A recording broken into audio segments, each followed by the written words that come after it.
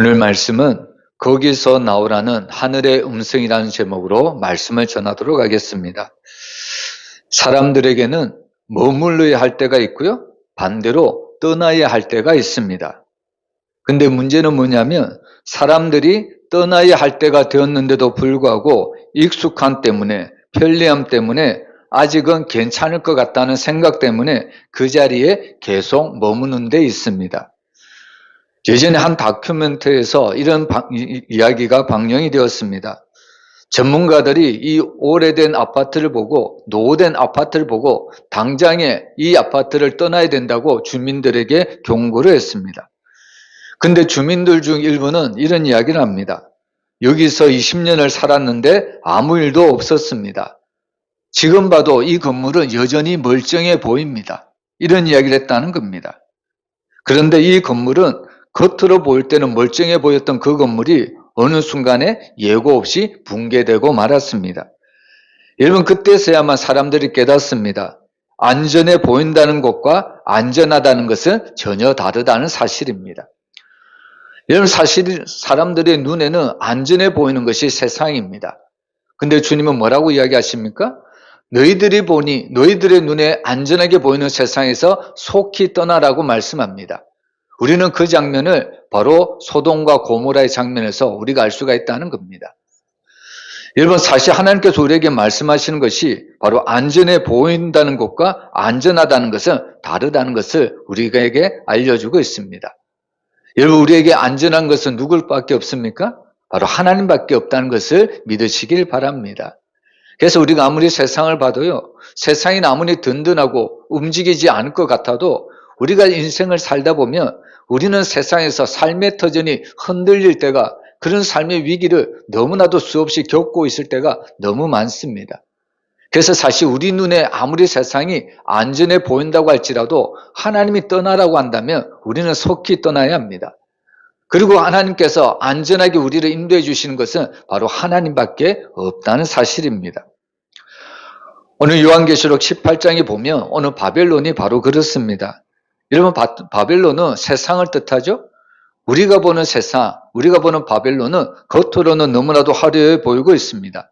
경제는 너무나도 풍요롭고요. 문화는 찬란하고 사람들은 이 바벨론에 대해서 이 도성은 절대로 무너지지 않을 거라고 장담을 하고 있습니다.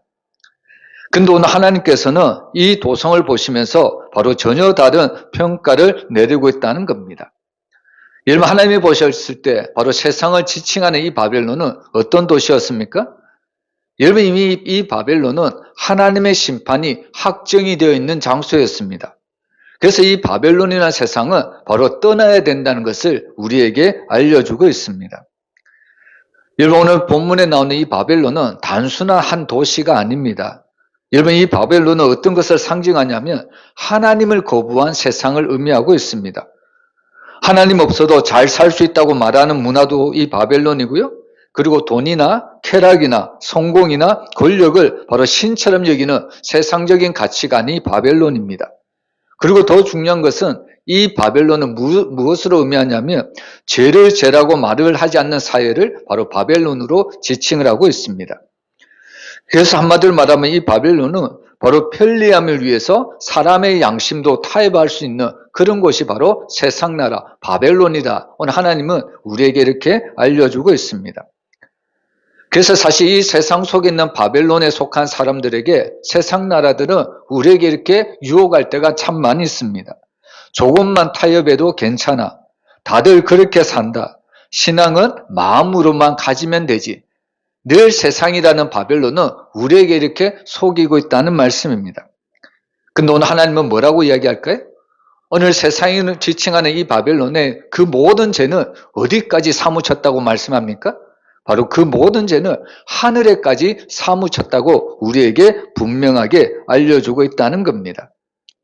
그래서 오늘 우리는 본문 계시록 18장 4절에서 이 6절 말씀을 통해서 여러분, 이 바벨론의 시체가 어떤 곳인지 우리는 정확하게 알아야 된다는 겁니다.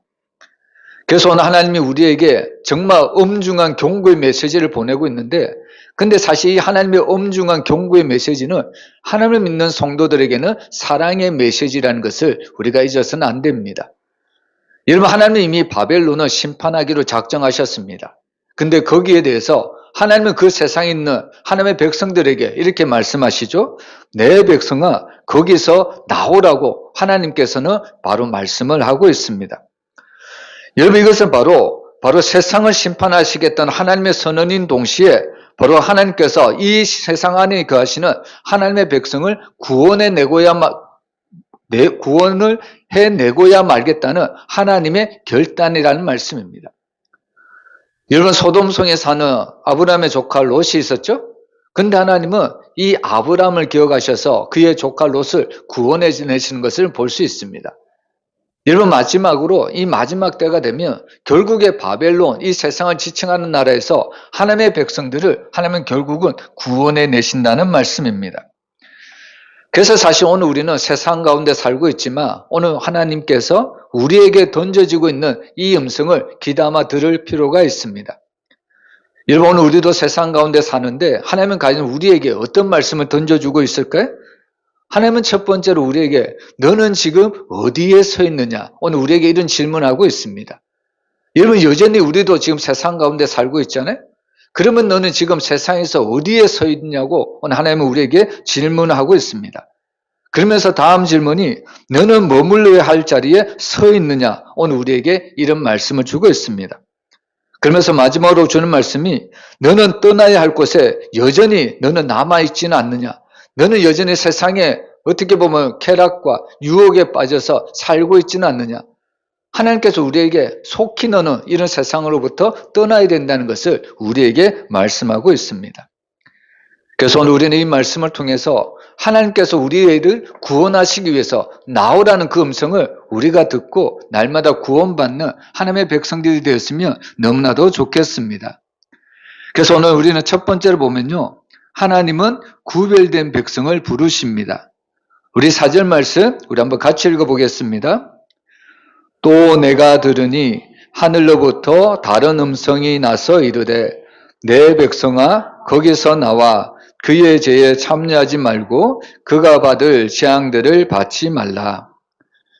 여기 보면 하나님께서 이 바벨론, 이 세상을 심판하시겠다고 말씀하고 있습니다. 근데 놀랍게도 하나님은 그렇게 이 바벨론이라는 세상 가운데 수많은 백성들이 있는데, 그런데 하나님의 눈에 들어오는 사람은 세상 사람들이 아니라 하나님의 백성들, 하나님의 자녀들을 바로 하나님의 눈에 들어오는 것을 볼 수 있습니다. 여기 보면 대부분 아들을 군대에 보낸 경험이 있는 부모님들이 계시는 것 같습니다. 여러분, 아들이 군에 가서 열심히 훈련하고 수료식이 되면 수많은 그 자녀들이 그 수료식에 참여하는 것을 볼 수 있습니다. 그러면 부모들이 내 아들은 과연 어디에 있을까? 여기 기웃 저기 기웃합니다. 여러분, 사실 어떤 부모들은 시력이 좋지 않아서 자기 아들이 어디에 있는지도 잘 발견하지 못합니다. 근데 희한하게도 그렇게 많은 장병들 중에서도 자기 아들이 어디에 있는지 부모님들은 단번에 알아차린다는 말씀입니다. 여러분, 하나님도 마찬가지거든요. 세상에는 수많은 사람들이 있습니다. 근데 하나님은 그 수많은 사람들에게 관심 있는 것이 아니라 그 중에서 살아가고 있는 하나님의 자녀들에게 관심을 가지고 있습니다. 그래서 오늘 하나님은 자신의 백성들에게 뭐라고 이야기하십니까? 너희는 내 백성이다. 바로 너희는 그 세상에서, 심판받을 세상에서 속히 나오라고 하나님은 우리에게 말씀을 하고 있다는 겁니다. 여러분, 우리가 잘 아는 이 다니엘은 바벨론에 끌려갔죠? 여러분, 사실 다니엘은 바벨론에서 언어도 음식도 교육도 모두 다 바벨론식으로 교육을 받고 음식을 먹었습니다. 근데 성경은 뭐라고 이야기하냐면 다니엘은 뜻을 정하여 왕의 음식으로 자기를 더럽히지 아니했다고 분명히 알려주고 있습니다. 여러분, 다니엘은 환경적으로 보면 바벨론에 있었죠? 근데 그는 몸은 바벨론에 있었지만 그는 바로 바벨론 사람이 되지 않았다는 겁니다. 여러분, 비록 몸은 그 바벨론에 있을지 모르겠지만 그의 정체성은 항상 하나님의 자녀였다는 말씀입니다. 그런 다니엘을 향해서 하나님은 나의 자녀다, 나의 백성이다, 오늘 이렇게 말씀을 하고 있다는 겁니다. 여러분, 그래서 사실 성도들은 세상 가운데 살아가지만 여러분, 세상에서 이 믿는 사람들은 구별된 삶을 살아가야 합니다. 근데 때때로 성도들은 이 구별된 삶을 오해를 하기 시작합니다. 여러분, 구별된 삶이라는 것을 세상과 완전히 담을 쌓는 것을 구별된 삶이다, 이렇게 오해하는 사람들이 있고, 아무것도 하지 않는 것이 구별이라고 생각하는 사람들도 있습니다. 근데 성경이 말하는 구별은 그런 구별이 아닙니다. 여러분, 성경이 말하는 구별은 바로 같은 환경 속에서도, 또한 같은 유혹 속에서도, 같은 상황 속에서도 전혀 다른 기준으로 사는 것을 구별이라고 말합니다. 여러분, 우리는 세상 가운데 살아가지만 우리의 기준이 뭘까요?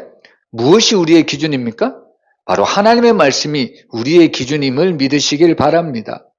비록 우리는 많은 세상 사람들과 같이 섞여 살지만 항상 우리는 세상의 문화에 우리의 기준을 삼는 것이 아닙니다.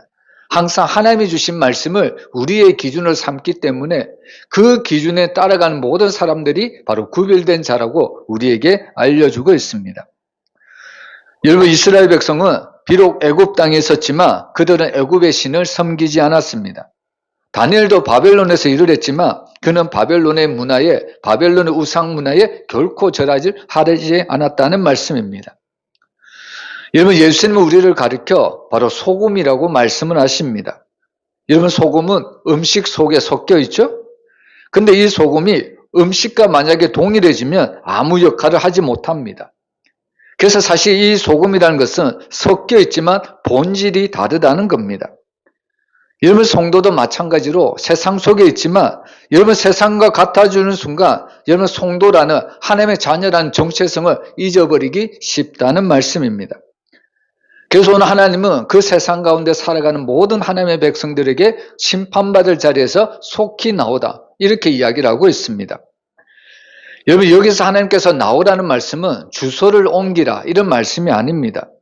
그리고 또한 이 말씀은 직장을 그만두고 세상을 떠나라는 말도 아닙니다. 여러분, 오늘 이 하나님께서 이 심판받을 세상에서 나오라는 말씀은 바로 우리의 삶의 주인과 우리의 방향을 바꾸라는 하나님의 부르심이라는 겁니다.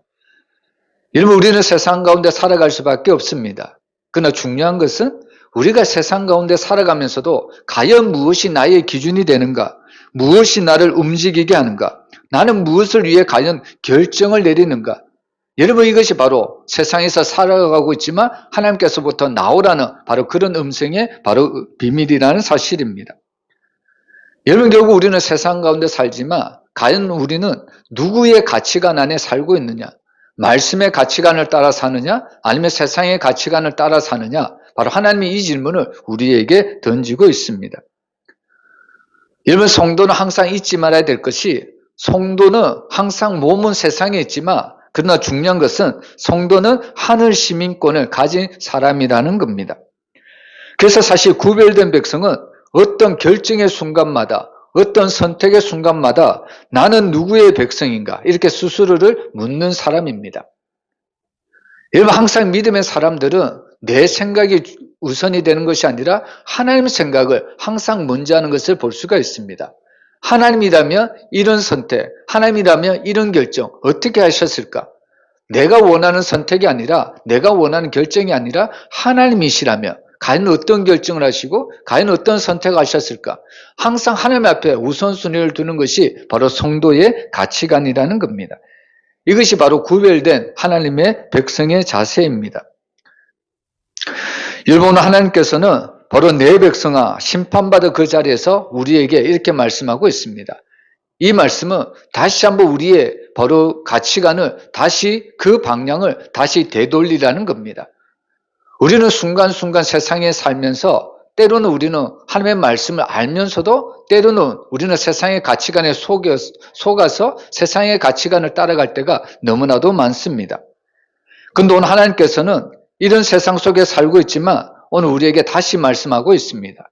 너의 가치관을, 너의 삶의 방향을 다시 하나님께로 돌이키라는 말씀입니다. 이것이 바로 하나님께서 다시 나오라는 우리에게 던져진 하나님의 음성입니다. 여러분, 오늘 우리는 이 하나님의 말씀을 통해서 다시 한번 우리의 삶의 모든 방향을 하나님께로 되돌려주시면 너무나도 좋겠습니다. 여러분, 사실 우리가 2025년도 우리가 되돌아보면 때로는 우리가 하나님의 말씀을 따라 산다고 하면서도 여전히 삶을 뒤돌아보면 어느 순간 나도 모르게 하나님과 점점 삶이 멀어진 것을 우리가 경험할 때가 참 많이 있었을 겁니다. 여러분, 중요한 것은 내가 하나님과 점점 삶이 멀어졌다고 깨닫는 그 순간이 하나님께로 돌아갈 수 있는 가장 빠른 지름길입니다. 이것이 바로 하나님께서 우리에게 너희들은 거기에서 나오라는 하나님의 사인입니다. 여러분, 2026년도 다시 한번 우리가 하나님께로 방향을 우리가 유턴했으면 좋겠습니다. 하나님께 우리가 방향을 유턴하기만 하면 하나님은 우리에게 구원을 주시고요, 우리의 삶에 은혜를 베푸시고 우리의 모든 길을 지켜주실 줄 믿습니다. 오늘 하나님께서 거기에서 나오라, 이 하나님의 말씀이 우리 살아가는 모든 성도들에게 임하시기를 주님의 이름으로 축복합니다. 그리고 두 번째로 보면 이 바벨론이나 세상 속에 타협을 하게 되면 결국에 죄에 참여하는 결과가 낳는다는 것을 우리에게 말씀하고 있습니다. 우리 4절 말씀 우리 한번 같이 읽어보겠습니다. 또 내가 들으니 하늘로부터 다른 음성이 나서 이르되 내 백성아 거기에서 나와 그의 죄에 참여하지 말고 그가 받을 재앙들을 받지 말라. 오늘 하나님은 바벨론에서 나오라고만 말씀하지 않으십니다. 그리고 우리에게 말씀하시는 가장 중요한 것은 그의 죄에 참여하지 말라고, 우리가 왜 그 바벨론에서 나와야 되는지 분명하게 알려주고 있습니다. 여러분, 참여한다는 것은 우리가 잠시 곁에 서 있는 정도다, 우리가 이렇게 인식할 수가 있는 건데요. 여러분, 여기서 참여하다는 것은 바로 함께 섞이고 함께 동의하고 같은 편에 서는 것을 말을 하고 있습니다. 여러분, 여기서 어떻게 보면 이 바벨론에 속한 모든 사람들은 바로 죄의 편에 서 있다는 것을 우리가 알 수가 있습니다. 여러분, 죄라는 것은 어떤 특성이 있습니까? 여러분, 죄는 그냥 보는 것으로만 끝나지 않습니다. 여러분, 사람들이 왜 죄를 보는 것으로만 끝나지 않을까요? 사람들에게서 그 죄를 보면요, 끝내는 행동으로 옮길 수밖에 없는 것이 바로 죄의 속성이라는 겁니다. 여러분, 죄는 그냥 단순히 보면 끝나면 참 좋겠죠? 죄는 그냥 관람으로 끝나면 참 좋겠습니다. 근데 죄라는 것은 항상 우리가 보기만 하면 거기에서 머물지 않습니다. 죄라는 것은 항상 움직이는 특성이 있습니다. 그래서 우리가 죄를 보는 순간 나도 모르게 그 죄에 참여하게 되고 그 죄의 행동에 빠진다는 것을 우리가 말씀을 통해서 알 수가 있다는 겁니다. 그래서 사실 우리가 그 죄를 보기만 하는 순간, 또 우리가 그 죄에 타협을 하는 순간 우리는 이미 죄의 참여자가 될 수밖에 없다는 겁니다. 여러분, 사실 죄는 처음부터 이게 분명한 죄야, 분명히 죄야 이렇게 다가오지 않습니다. 여러분, 요즘 이재명 대통령이 어떻게 보면 참 성경적인 이야기를 했습니다. 여러분, 이재명 대통령이 요즘 어떤 이야기를 하냐면 돈은 악마다 이런 이야기를 했습니다. 무슨 내용인가 봤더니, 여러분, 돈은 어떻게 보면 성경식으로 표현해 보면 돈은 우리처럼 사탄으로 처음부터 다가오지 않는다는 겁니다. 돈은 아주 우리에게 강명한 천사처럼 다가온다는 것을 오늘 이 이재명 대통령은 이야기합니다. 근데 그 돈을 조심히 사용하지 않고 무턱대고 그것을 받는 순간 나중에 나도 모르는 사이에 뇌물을 받게 되고, 또한 그 뇌물 때문에 타락을 하게 되고 결국에 자기가 지금까지 쌓았던 모든 공직을 다 내려놓을 수밖에 없는, 그래서 이 이재명 대통령이 돈을 조심하라는 의미로 돈은 악마다, 돈이 처음부터 들어올 때는 이런 악마처럼 다가오지 않지만 어느 순간 그것을 바라보는 순간 악마처럼 다가온다는 것을 이렇게 표현을 했다는 겁니다. 여러분, 성경에서 말하는 죄를 보면요, 죄라는 것은 항상 우리에게 죄라고 우리에게 다가오지 않습니다. 여러분, 세상을 살아가는 사람들 보면요, 대부분 이런 이야기를 합니다. 이 정도는 다들 한다고 이야기를 합니다. 한 번쯤은 괜찮다고 이야기하고 있습니다. 그리고 지금 상황이 어쩔 수 없으니까 그래도 이런 죄는 사람들은 눈 감아 줄 거야, 사람들은 용서해 줄 거야, 어쩔 수 없는 상황이기 때문에 나는 어쩔 수 없이 이 죄를 저질러서, 그러니 사람들도 이해를 해 줄 거야, 사람들은 이렇게 이야기를 한다는 겁니다. 근데 성경은 뭐라고 이야기합니까? 여러분, 결국 죄의 타협이라는 것은 바로 이 작은 타협이라는 것은 바로 죄의 문을 여는 열쇠라는 겁니다. 여러분, 죄라는 것은 결국 바로 중립적이지 않습니다. 여러분 죄를 보면요. 나는 직접 하지 않았다고 이야기를 하지만 그러나 그 죄를 묵인하는 순간 나도 어느 순간에 그 죄에 참여할 수밖에 없다는 겁니다. 그래서 야고보서 4장 17절에 보면 이런 이야기를 하죠. 우리 한번 같이 읽어보겠습니다. 그러므로 사람이 선을 행할 줄 알고도 행하지 아니하면 죄니라. 분명히 우리에게 이렇게 알려주고 있습니다. 여러분 배가 한쪽으로 기울었을 때 사람들은 이렇게 이야기할 수도 있습니다. 아직은 괜찮다고 이렇게 이야기할 수도 있습니다. 근데 사실 이런 이야기 때문에 과거에 엄청난 우리 한국 사람에게 고통이 다가왔죠? 엄청난 사건이 일어났습니다. 어떤 사건입니까? 바로 세월호 사건이었습니다. 배가 조금 기울어졌는데 그때부터 열심히 어떻게 보면 정말 빨리 구조를 하고 빨리 나오기를 힘써야 되는데 안내방송은 조금만 기다려라. 조금만 기다려라. 여러분 배가 조금 기울어졌으면 어느 순간 점점 더 기울어질 것이 확실합니다. 근데 사람들은 배가 조금 기울어진 걸 보고 아직은 반대편이 괜찮으니까 우리 배는 괜찮을 거야. 이렇게 안심을 한다는 겁니다. 여러분 죄라는 것이 항상 우리에게 이렇게 다가올 때가 참 많이 있습니다. 그래서 사람들은 처음에는 환경 때문에 어쩔 수 없이 이런 죄를 범했다 이렇게 이야기를 하지만 그러나 결국 그 죄를 수용하는 순간 결국에 그 죄 때문에 사람들은 나중에는 완전히 멸망을 당할 수밖에 없다는 겁니다. 그래서 사실 하나님은 왜 죄에서 참여하지 말라고 말씀하시냐면 여러분 타협이라는 것은 시작이 아니라 죄의 결과이기 때문입니다. 그래서 오늘 하나님은 그가 받을 재앙들을 바로 받지 말라. 오늘 우리에게 이렇게 이야기를 하는 거죠. 결국에 죄에 참여하게 되면 결국에 그에게 남는 것은 하나님의 재앙밖에 없다는 겁니다.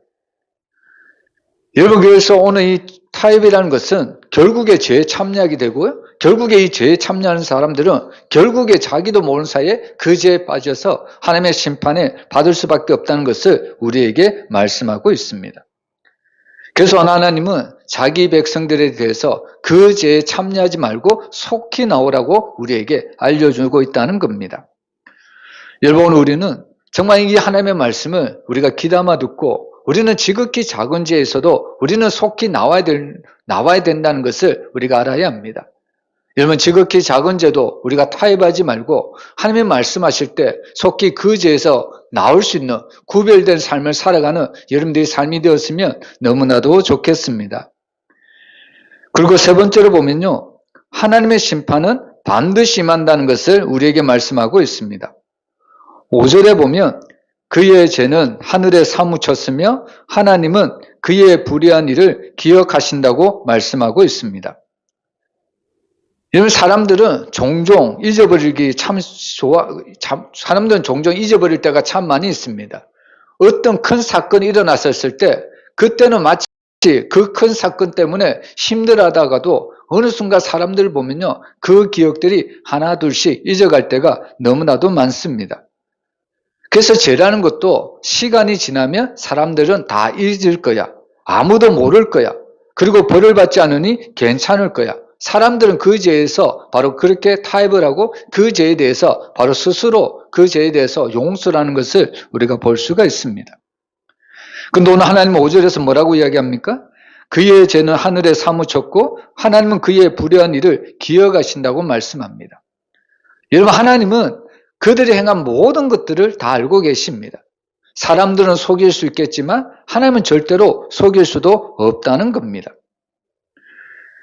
여러분 이 로마 시대에 또 중세 시대의 사람들 보면요. 이 상인들은 하루의 거래를 장부에 기록을 했습니다. 여러분 그날 바로 계산하지 않아도 장부는 반드시 남아 있었습니다. 여러분 마찬가지로 요즘 사람들에게 가장 필요한 것이 뭘까요? 요즘 사람들에게 가장 필요한 것이 바로 핸드폰이죠. 핸드폰이 세상에 가져다 준 것은 엄청난 편리입니다.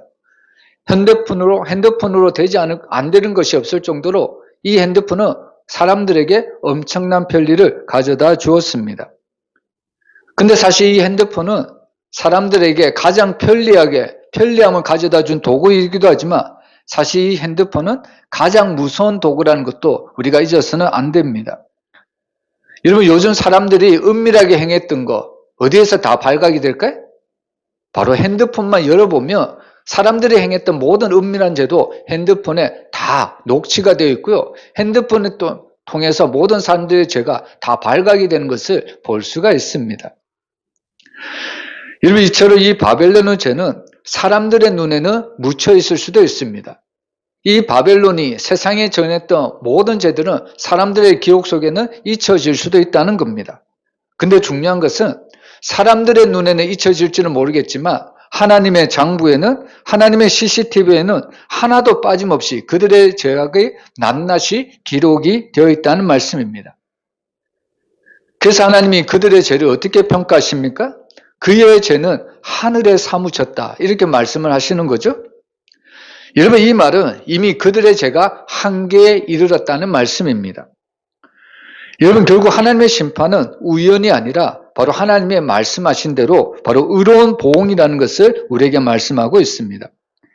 우리가 6절 말씀을 보면 그가 준 그대로 그에게 주고 그의 행위대로 갑절을 갚아주고 그가 섞은 잔에도 갑절이나 섞어 그에게 주라, 오늘 이 말씀을 하고 있습니다. 여러분, 하나님의 심판은 감정적인 심판이 아닙니다. 하나님의 심판은 정확한 보응, 바로 하나님의 의로운 계산이라는 것을 잊어서는 안 됩니다. 항상 하나님의 말씀이 기준이 되어서 항상 세상이 저질렀던 모든 죄악들을 하나님의 말씀에 입각하여 모든 죄를 철저히 보응을 하신다는 말씀입니다. 결국에 악을 심는 자는 악을 거둘 수밖에 없고요, 선을 심는 자는 선을 거둔다는 것이 하나님의 보응의 결과입니다. 그래서 사실 오늘 하나님께서는 바로 이 악인들의 죄를 심판하시는데 특별히 우리 눈에 들어오는 단어는 어떤 단어냐면 6절에 보면 갑절이라는 단어가 나오고 있습니다. 여러분, 우리가 아는 이 욥이라는 사람은 그가 고난을 당하고 어려움을 당했지만 그는 말년에, 노년에 하나님께서 갑절의 복을 더하여 주셨다는 그 표현을 우리가 알고 있습니다. 그래서 사실 오늘 우리는 이 갑절이라는 단어를 너무나도 좋아하죠.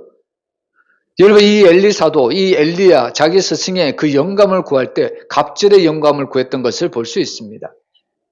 근데 오늘 반대로 오늘 하나님은 바로 죄를 지은 자, 악을 행한 자, 하나님은 심판하시는데 그들의 악을 갑절로 심판하시겠다고 오늘 말씀을 하고 있다는 겁니다. 여러분, 이 갑절로 심판하신다는 말은 하나님이 가도로 어떻게 보면 엄청나게 가장해서 심판하신다는 말씀이 아닙니다. 여러분, 갑절로 심판하신다는 말은 하나님의 최종적이고 완전한 심판을 의미하고 있습니다. 여러분, 결국 죄가 가려지지 않고요, 결국에 불의는 축소되지 않고 하나님의 정의가 온전히 바로 드러난다는 단어가 갑절이라는 단어입니다. 여러분, 세상에도 죄를 지으면 심판을 받죠? 근데 중요한 것은 하나님의 심판은 완전히 정확한 보응으로 하나님께서는 그들에게 갚아주신다는 말씀입니다. 그래서 하나님께서는 이 악을 대충대충 넘어가는 분이 아니라는 겁니다. 여러분, 한국의 법을 보면요, 참 안타까운 법이 많이 있더라고요. 그 중에 어떤 법이 있냐면, 여러분, 어떤 사람이 교통사고를 당했습니다.